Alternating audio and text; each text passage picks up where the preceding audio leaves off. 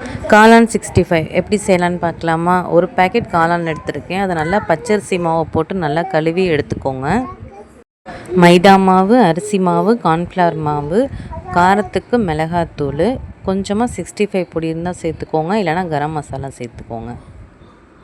இதோடு சேர்த்துட்டு இஞ்சி பூண்டு பேஸ்ட்டு மட்டும் ஒரு ஸ்பூன் சேர்த்துக்கோங்க போதும், ரொம்ப சேர்க்க வேண்டாம்.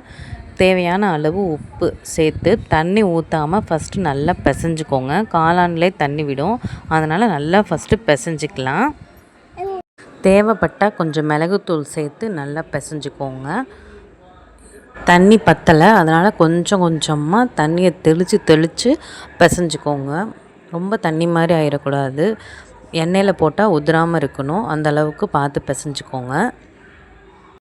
எண்ணெய் நல்லா காஞ்சதும் இப்போ மசாலா போட்டு வச்சுருக்க காளானை நம்ம அதில் சேர்த்துக்கலாம்.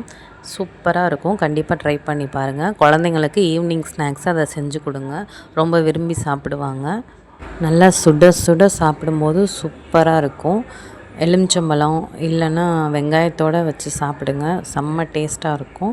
கண்டிப்பாக ட்ரை பண்ணி பாருங்கள். இந்த வீடியோ உங்களுக்கு பிடிச்சிருந்தால் லைக் பண்ணுங்கள், ஷேர் பண்ணுங்கள், கமெண்ட் பண்ணுங்கள். மறக்காமல் நம்ம சேனலுக்கு சப்ஸ்கிரைப் பண்ணுங்கள். Thank you.